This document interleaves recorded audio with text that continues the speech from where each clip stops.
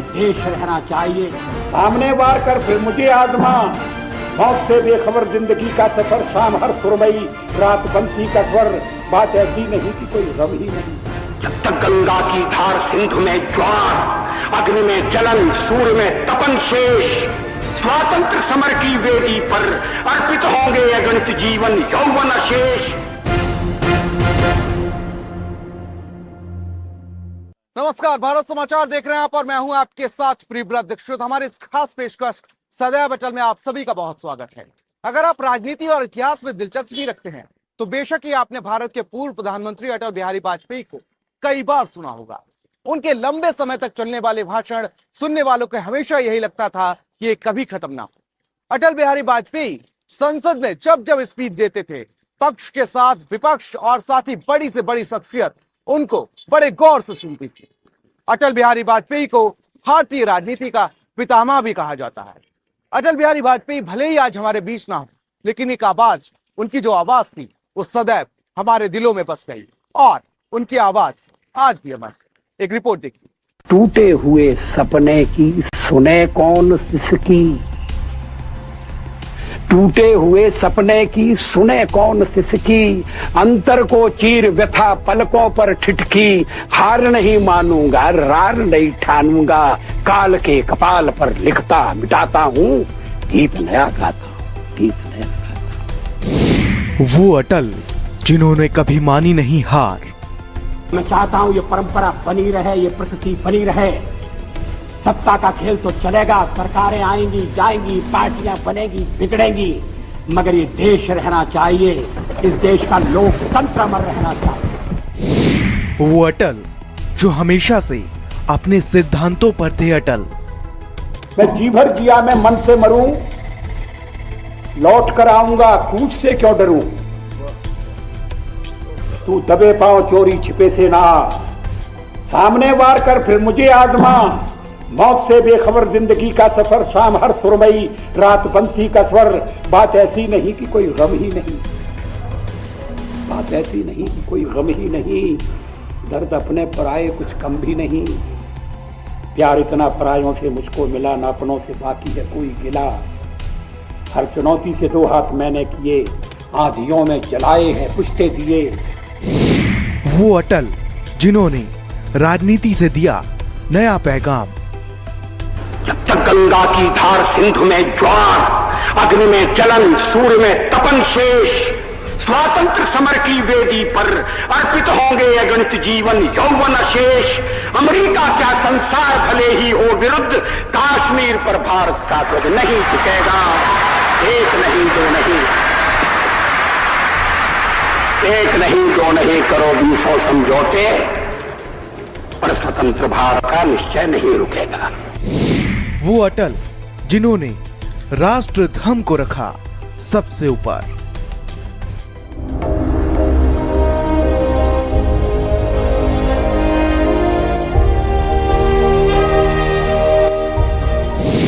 तेरह दिन के प्रधानमंत्री, 13 महीने के प्रधानमंत्री, 63 महीने तक सत्ता का शिखर।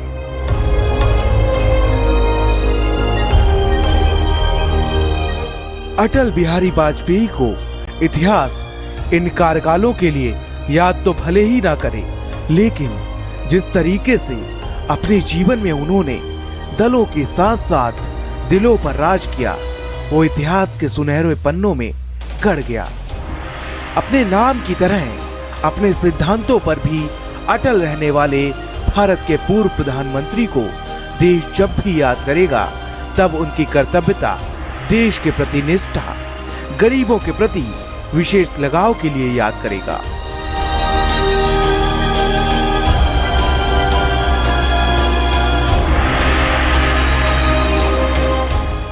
जनसंघ का दीपक जलाकर देश के लिए नई राजनीति की अलग जगाने वाले अटल बिहारी वाजपेयी राजनीति के ऐसे सितारे बने जिनका जीवन सभी के लिए प्रेरणादायक है। प्रधानमंत्री तो कई बने, लेकिन अटल जी को इसलिए याद रखा जाएगा क्योंकि उन्होंने सत्ता के तूफानों में भी उम्मीदों के गीत गाए। हार नहीं मानूंगा, रार नहीं ठानूंगा, काल के कपाल पर लिखता मिटाता हूँ, गीत नया गाता हूँ, गीत नया गाता हूँ। भारत के पूर्व प्रधानमंत्री अटल बिहारी वाजपेयी का जन्म 25 दिसंबर 1924 को मध्य प्रदेश के ग्वालियर में हुआ था। उनके पिता का नाम कृष्ण बिहारी वाजपेयी और मां का नाम कृष्णा देवी था। अटल बिहारी वाजपेयी की बात करें तो कविता उनके खून में थी। उनके पिता की पहचान एक कड़क स्कूल मास्टर के तौर पर वो जाने जाते थे, लेकिन उनका मिजाज शायराना था। पिता कृष्ण बिहारी वाजपेयी ग्वालियर में एक स्कूल में पढ़ाते थे और इसके साथ ही वो हिंदी और ब्रज भाषा के सिद्धहस्त कवि थे। पिता की कविताएं अटल के लिए प्रेरणाएं बनी। पुत्र में काव्य के गुण वंशानुगत परिपाटी से प्राप्त हुए, लेकिन कवि अटल की कविताओं को असल धार दी उनके दादा पंडित श्यामलाल जी ने। बचपन में अटल अपने दादा के पास आगरा के बटेश्वर में रहने आ गए थे और यहीं से कथावाचक दादा से कविता में चढ़ने उतरने के गुर सीख लिए।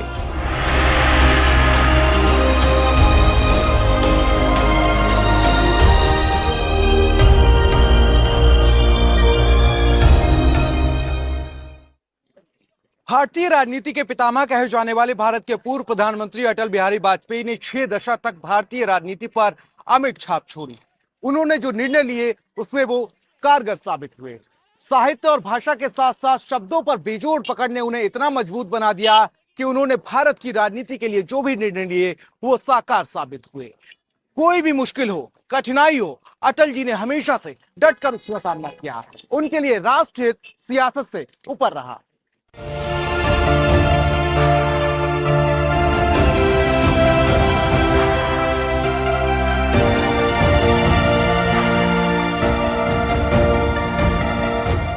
अटल बिहारी वाजपेयी अपने छात्र जीवन के दौरान पहली बार राष्ट्रवादी राजनीति में तब आए जब उन्होंने साल 1942 में भारत छोड़ो आंदोलन में भाग लिया। वह राजनीति विज्ञान और विधि के छात्र थे और कॉलेज के दिनों से ही उनकी रुचि विदेशी मामलों के प्रति बढ़ी। उनकी ये रुचि वर्षों तक बनी रही और कई बहुपक्षीय और द्विपक्षीय मंचों पर भारत का प्रतिनिधित्व करते हुए उन्होंने अपने इस कौशल का परिचय दिया। वाजपेयी ने अपना करियर पत्रकार के रूप में शुरू किया था और 1951 में भारतीय जनसंघ में शामिल होने के बाद उन्होंने पत्रकारिता छोड़ दी और यहाँ से राजनीति के नए इतिहास और एक नए युग की शुरुआत हुई।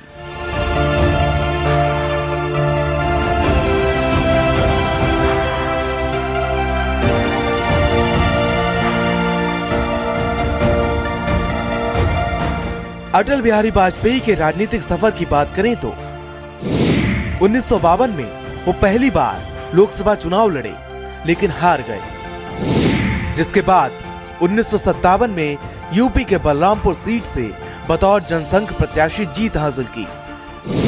1967 से 1977 तक जनता पार्टी की स्थापना के बाद से 20 साल तक संसदीय दल के नेता रहे। साथ ही साथ 1968 से 1973 तक जनसंघ के राष्ट्रीय अध्यक्ष भी रहे। जैसे जैसे समय का पहिया चलता रहा, राजनीति में उनका कद और बढ़ता रहा। 1977 से 1979 तक मोरारजी देसाई की सरकार में विदेश मंत्री रहे। 1980 में जनता पार्टी से उनका मन उखड़ गया और उन्होंने जनता पार्टी से असंतुष्ट होकर भारतीय जनता पार्टी की स्थापना में मदद की। 6 अप्रैल 1980 को बनी भारतीय जनता पार्टी के अध्यक्ष भी बने और साथ ही साथ 2 बार राज्यसभा भी पहुंचे। 1996 में पहली बार देश के प्रधानमंत्री बने, लेकिन 13 दिनों में सरकार गिर गई। 1998 में दोबारा प्रधानमंत्री बने, लेकिन 13 महीने बाद फिर से सरकार गिर गई। 1999 में 13 दलों की गठबंधन की सरकार बनी। इसमें उन्होंने पहली बार गैर कांग्रेसी सरकार के रूप में 5 साल पूरे किए।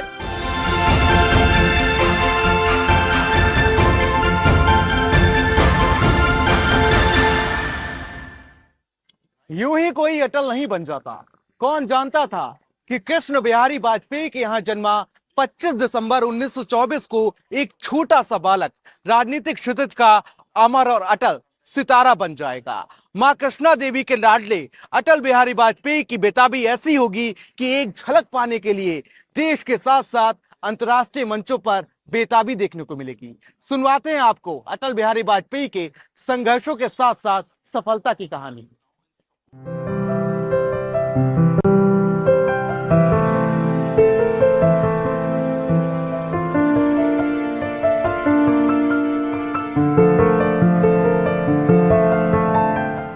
स्वतंत्रता आंदोलन में ये वही अटल बिहारी वाजपेयी थे जिन्होंने अंग्रेजों की नाकों चने चबा दिए थे, जिसके चलते उन्हें कई बार जेल भी जाना पड़ा। ब्रिटिश सरकार के विरोध में वाजपेयी किशोरावस्था में जेल भेजे गए थे। राष्ट्रीय स्वयंसेवक संघ और जनसंघ में पहले उनका झुकाव सामान्यवाद की ओर बढ़ गया, लेकिन बाद में राष्ट्रवाद की ओर लौट आए।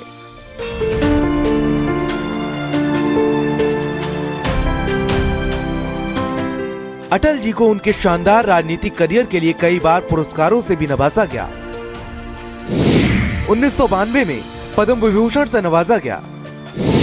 1993 में कानपुर विश्वविद्यालय से डीलिट की उपाधि मिली। 1994 में लोकमान्य तिलक पुरस्कार दिया गया। 1994 में श्रेष्ठ सांसद पुरस्कार और पंडित गोविंद वल्लभ पंत पुरस्कार मिला। 2015 में मध्य प्रदेश भोज मुक्त विश्वविद्यालय से डीलिट की उपाधि मिली। बांग्लादेश सरकार की तरफ से friends of Bangladesh liberation war award मिला। भारत सरकार की ओर से देश के सबसे बड़े पुरस्कार भारत रत्न है। 16 अगस्त 2018 को अटल बिहारी वाजपेयी ने दुनिया को अलविदा कह दिया। अटल जी भले ही हमारे बीच नहीं हैं, लेकिन उनका जीवन हमारे लिए प्रेरणादायक है। उनके काम और उनके तरीके आज भी भारत की राजनीति में जीवंत हैं। हर नेता उनके काम को नहीं भूलता और उनकी तरह राजनीति का सपना देखता है। 25 दिसंबर 1924 को मध्य प्रदेश के ग्वालियर में जन्मे अटल बिहारी वाजपेयी को राजनीति का अजातशत्रु भी कहा जाता है। अटल जी 1996, 1998 और फिर 1999 में देश के प्रधानमंत्री बने। साल 1999 से 2004 तक उन्होंने प्रधानमंत्री रहते हुए कार्यकाल पूरा किया था।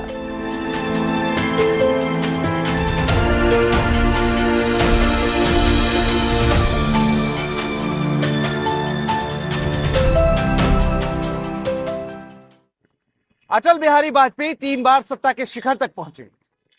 3 बार वो भारत के प्रधानमंत्री बने। 1996 में पहली बार उन्होंने सत्ता संभाली और वो 13 दिन के प्रधानमंत्री रहे। 1998 में एक बार फिर से उनको मौका मिला और इस बार ये सरकार 13 दिनों के बजाय 13 महीने चली, जिसके बाद 1999 में तीसरी बार वो भारत के प्रधानमंत्री बने और इस बार ये सत्ता 2004 तक चली। अटल बिहारी वाजपेयी ने जो चाहा वो किया। बीजेपी को आज की बीजेपी बनाने वाले भी अटल बिहारी वाजपेयी ही हैं। अगर बात की जाए तो कभी संसद में अपने सदस्यों को लेकर मजाक बनाई जाने वाली पार्टी आज सत्ता पर राज कर रही है, जिसका श्रेय अटल बिहारी वाजपेयी को जाता है। देखिए खास रिपोर्ट।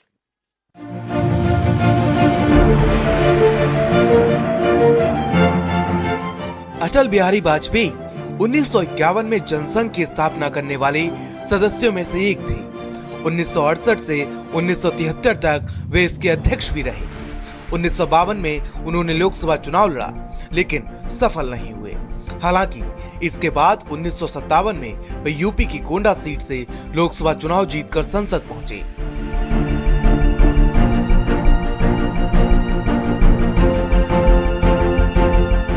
उन्नीस से 1977 तक उन्हें संसद में जनसंघ का नेतृत्व करने का मौका मिला। मोरारजी देसाई की सरकार में वे 1977 से 1979 तक विदेश मंत्री भी रहे। 1980 में बीजेपी की स्थापना हुई और अटल बिहारी वाजपेयी इसके अध्यक्ष बने। अटल बलरामपुर, ग्वालियर, नई दिल्ली, विदिशा, गांधीनगर और लखनऊ लोकसभा सीट से 9 बार चुनाव जीतकर संसद पहुंचे।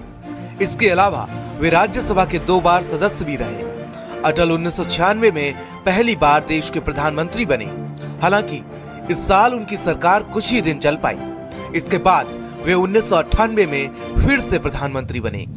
अटल तीसरी बार 1999 से 2004 तक पीएम पद पर रहे। 2004 में हुए आम चुनाव में उन्होंने इंडिया शाइनिंग का नारा दिया, लेकिन 2004 में उनकी पार्टी को बहुमत नहीं मिला।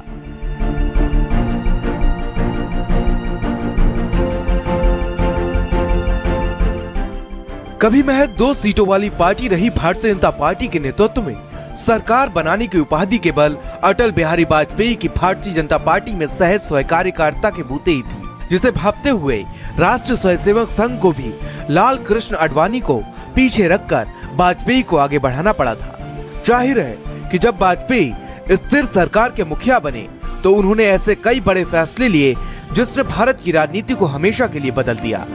ये वाजपेयी की कुशलता ही कही जाएगी कि उन्होंने एक तरह से दक्षिण पंथ की राजनीति को भारतीय जनमानस में इस तरह रचा बसा दिया, जिसके चलते एक दशक बाद भारतीय जनता पार्टी ने वो बहुमत हासिल कर दिखाया था जिसकी एक समय में कल्पना भी नहीं की जा सकती।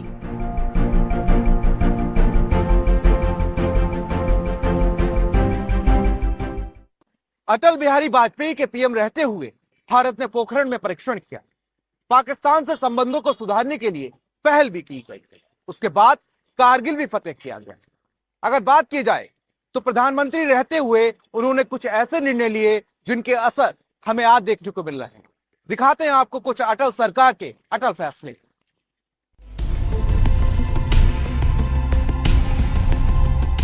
बतौर राजनेता अटल बिहारी वाजपेयी हर मुमकिन ऊंचाइयों तक पहुंचे। वे प्रधानमंत्री के तौर पर अपना कार्यकाल पूरा करने वाले पहले गैर कांग्रेसी प्रधानमंत्री रहे। इस दौरान अटल सरकार ने कुछ ऐसे फैसले लिए जिनको लेकर वो हमेशा याद किए जाएंगे। भारत को जोड़ने की योजना। प्रधानमंत्री के तौर पर वाजपेयी के जिस काम को सबसे ज्यादा अहम माना जाता है वो सड़कों के माध्यम से भारत को जोड़ने की योजना है। उन्होंने चेन्नई, कोलकाता, दिल्ली और मुंबई को जोड़ने के लिए स्वर्णिम चतुर्भुज सड़क परियोजना लागू की। साथ ही ग्रामीण अंचलों के लिए प्रधानमंत्री ग्रामीण सड़क योजना लागू की। उनके इस फैसले ने देश के आर्थिक विकास को रफ्तार दी। निजीकरण को बढ़ावा, विनिवेश को शुरुआत। अटल बिहारी वाजपेयी ने 1999 में अपनी सरकार में विनिवेश मंत्रालय के तौर पर एक अनोखा मंत्रालय का गठन किया। इसके मंत्री अरुण शौरी बनाए गए थे। वाजपेयी के प्रधानमंत्रित्व काल के दौरान देश में निजीकरण को उस रफ्तार तक बढ़ाया गया जहां से वापसी की कोई गुंजाइश नहीं बची। वाजपेयी की इस रणनीति के पीछे कॉर्पोरेट समूहों की बीजेपी से सांठगांठ रही होगी। हालांकि उस दौर में इसे इनके नजदीकी रहे प्रमोद महाजन की सोच का असर भी माना जाता है। संचार क्रांति का दूसरा चरण। भारत में संचार क्रांति का जनक भले ही राजीव गांधी और उनके नियुक्त किए गए सैम पित्रोदा को माना जाता हो, लेकिन उसे आम लोगों तक पहुंचाने का काम वाजपेयी की सरकार ने ही किया था। 1999 में वाजपेयी ने भारत संचार निगम लिमिटेड यानी कि BSNL के एकाधिकार को खत्म करते हुए नई टेलीकॉम नीति लागू की। सर्व शिक्षा अभियान। 6 से 14 साल के बच्चों को मुफ्त शिक्षा देने का अभियान वाजपेयी के कार्यकाल में ही शुरू किया गया था। 2000 से 2001 में उन्होंने ये स्कीम लागू की, जिसके चलते बीच में पढ़ाई छोड़ने वाले बच्चों की संख्या में काफी कमी दर्ज की गई। 2000 में जहां 40% बच्चे ड्रॉप आउट होते थे, उनकी संख्या 2005 आते आते 10% के आसपास रह गई थी। इस मिशन से वाजपेयी के लगाव का अंदाजा इस बात से लगाया जा सकता है कि उन्होंने स्कीम को प्रमोट करने वाली थीम लाइन स्कूल चले हम खुद लिखा था। पोखरण का परीक्षण। मई 1998 में भारत ने पोखरण में परमाणु परीक्षण किया था। यह 1974 के बाद भारत का पहला परमाणु परीक्षण था। वाजपेयी ने परीक्षण यह दिखाने के लिए किया था कि भारत परमाणु संपन्न देश है। हालांकि उनके आलोचक इस परीक्षण की जरूरत पर सवाल उठाते हैं, क्योंकि जवाब के तौर पर पाकिस्तान ने भी परमाणु परीक्षण किया था। इस परीक्षण के बाद अमेरिका, ब्रिटेन, कनाडा और कई पश्चिमी देशों ने आर्थिक पाबंदी लगा दी थी, लेकिन वाजपेयी की कूटनीति कौशल का कमाल था कि 2001 के आते आते ज्यादातर देशों ने सारी पाबंदियां हटा दी थीं। कारगिल ऑपरेशन विजय 1990। अटल ने पाकिस्तान की तरफ दोस्ती का हाथ बढ़ाया था, लेकिन परवेज मुशर्रफ ने कारगिल में घुसपैठ कराकर पीठ में खंजर घोंपने का काम किया था। भारत ने इस युद्ध में विजय हासिल की और इससे बने दबाव के चलते तत्कालीन अमेरिकी राष्ट्रपति बिल क्लिंटन ने पाकिस्तान के पीएम नवाज शरीफ को समन किया और उन्हें सेना हटाने का आदेश दिया।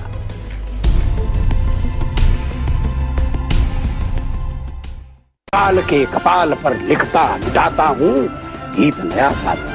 पार्टियां बनेगी बिगड़ेंगी मगर ये देश रहना चाहिए।